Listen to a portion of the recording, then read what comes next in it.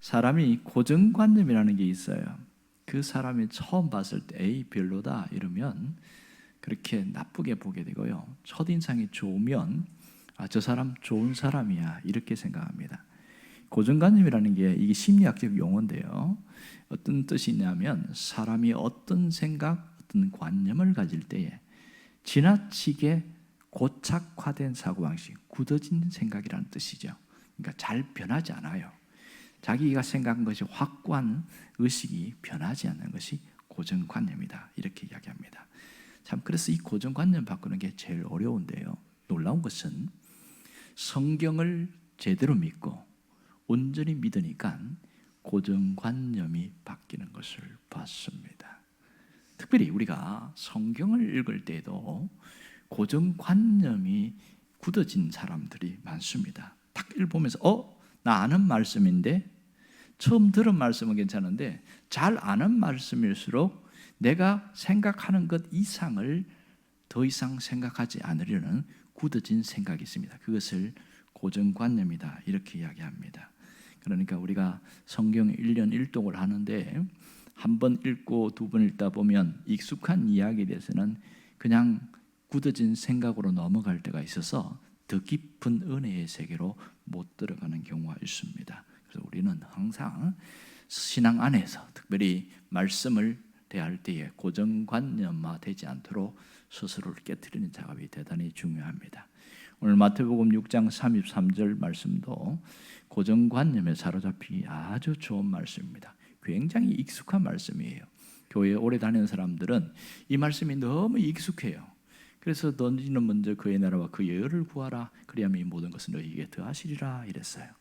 그런데 무엇을 강조하는 말씀인가 하는 거죠. 먼저라는 단어를 강조하는 것인가, 아니면 그의 나라와 그의 의를 강조하는 말씀인가, 아니면 뒷부분에 있는 모든 것을 너희에게 더하시리라 이것을 강조하는가, 무엇이 맞을까요? 모두가 다 중요한 말씀입니다. 그런데요, 성경을 볼 때에 율법의 관점으로 볼 것인가 은혜의 관점으로 볼 것인가에 따라서 보는 게 확연하게 달라지게 됩니다. 율법의 관점이라는 것은 인간의 행동을 먼저 생각하는 겁니다. 뭘 해야 되지? 이걸 먼저 보는 것을 율법의 관점이라고 하고요. 은혜의 관점은 하나님을 먼저 생각하는 거죠. 하나님이 어떠신 분인지, 하나님이 뭘 원하시는지 하나님을 먼저 생각하고 나가는 게 은혜의 관점입니다. 그렇다면 율법의 관점으로 보면 먼저라는 단어, 그리고 그의 나라, 그의 의라는 단어가 먼저 떠오를 것입니다. 그러나 은혜의 관점으로 보면 후반부에 있는 더하시리라는 단어가 훨씬 더 먼저 떠오릅니다.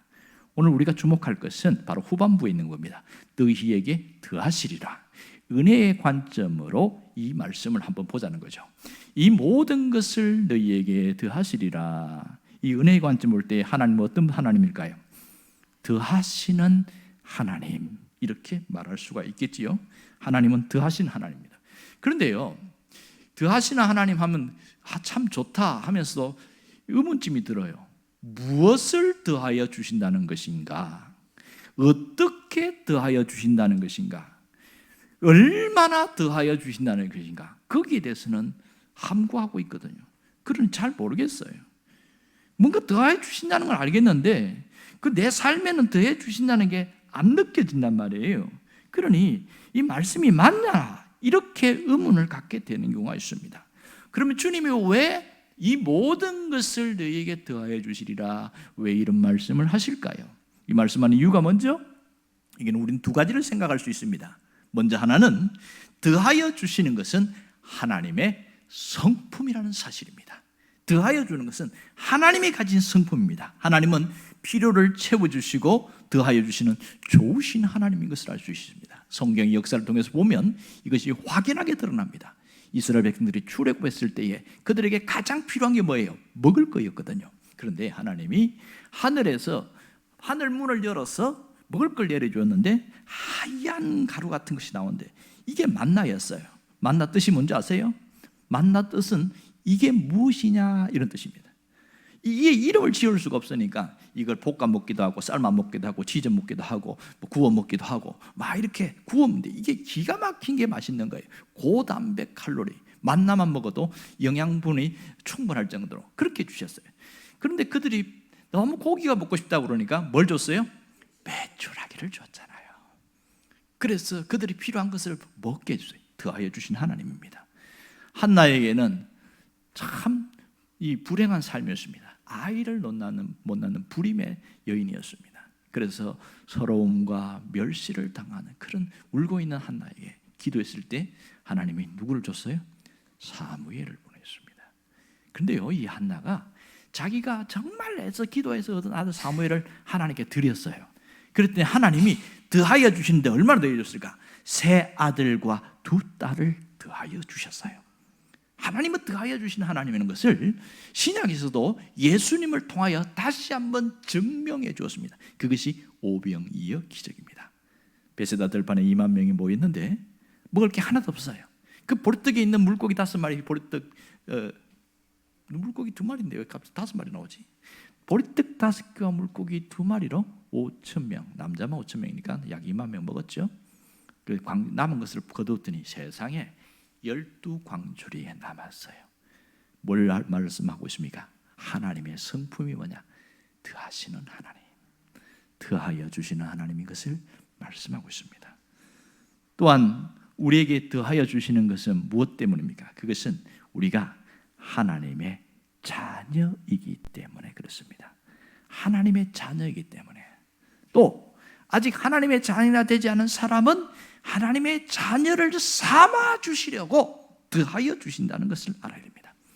주님은 이것을 분명히 말씀하고 있습니다. 마태복음 7장에 보면 아주 이런 얘기를 하고 있습니다. 함께 읽어볼까요? 9절에서 11절까지. 너희 중에 누가 아들이 떡을 달라 하는데 돌을 주며 생선을 달라 하는데 뱀을 줄 사람이 있겠느냐? 너희가 악한 자라도 좋은 것으로 자식에게 줄 줄 알거든 하물며 하늘에 계신 너희 아버지께서 구하는 자에게 좋은 것으로 주지 아니하시겠느냐. 자, 부모는 자식에게 모든 것을 줍니다. 그런데요, 악한 부모도 나 떡 먹고 싶어요. 그런데 돌덩어리 갖다 주면서 이거 씹어 먹어. 그런 부모가 없다는 거예요. 생선 먹고 싶은데 뱀 잡아주는 부모 없다는 거예요.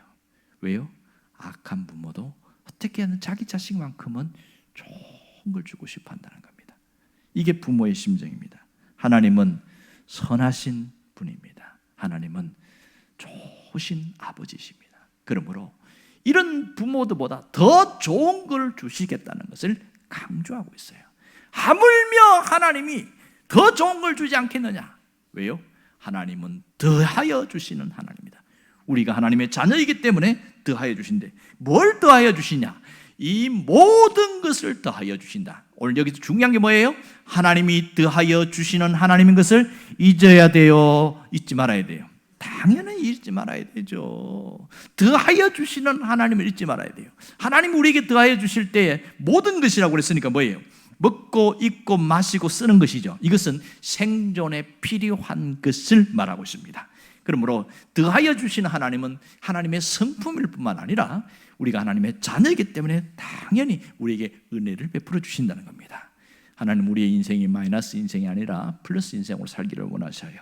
인생이 플러스 인생이 되려면 더하여 주시는 하나님의 역사를 경험할 수 있어야 됩니다. 그럴 때 여러분의 인생은 확 달라집니다. 희한하지요? 똑같이 교회를 다녔는데 어떤 사람은 계속 마이너스 인생을 살아가요. 근데 어떤 사람은 갑자기 좋아지기 시작하는 거예요. 플러스 인생으로 바뀌는 거예요. 와, 너는 재수가 참 좋구나 이렇게 이야기합니다. 재수가 아니고 하나님이 도와주시는 겁니다. 이해되셨죠? 하나님께서 더하여 주시는 역사를 경험하게 된 거예요. 그러니까 모든 걸 더해 주신 하나님을 알 수가 있는 것이죠. 참 우리의 현실은 플러스 인생을 살기를 원하지만 마이너스 인생이 계속 반복되는 걸 알 수 있습니다. 그럴 수밖에 없는 게 경제가 마이너스예요. 성장이 멈춰지고 고령화가 많아지고 인구는 줄어들고 삶이 얼마나 힘든지 몰라요. 그런데다가 갑자기 대통령 탄핵이 일어나기 시작하고 초대형 악재가 일어나니까 이 살아가는 사람들 전방위적으로 막 삼중고를 겪고 있는 거예요. 얼마나 힘든지 어떤 분은 와, 코로나 때보다 더 힘들다 이렇게 얘기를 하는데 정말 힘들다고 그래요. 그렇다고 죽을 수는 없잖아요. 살아야 되는데 우리 개인의 삶에 이 마이너스가 계속 반복되는데 계속 마이너스. 그러니 얼마나 힘든지 얼굴이 펴질 날이 없어요. 플러스 인생을 지향하지만 우리의 삶은 여전히 마이너스로 반복되고 있습니다. 사람들은요, 그런 가운데서도 어떻게 해서든지 내 인생의 플러스가 되게 하기 위해서 어떤 공부도 하고 자격증도 따고 스펙도 쌓고 그렇게 해서 계속 뭔가 돈도 벌고 하면서 자꾸 늘으려고 애를 쓰고 있어요. 그 노력이 정상적인 것이죠. 그것마저 하지 않는다면 이분은 완전히 추락하겠지요. 그 노력을 더해서 열심히 살아가는데 그런데 돌아보면 왜 이렇게 마이너스 통장은 계속 마이너스 되어 있고 가계빚은 계속 늘어가고 있고 언제 이게 풀리냐는 거예요. 언제 풀리냐는 거예요.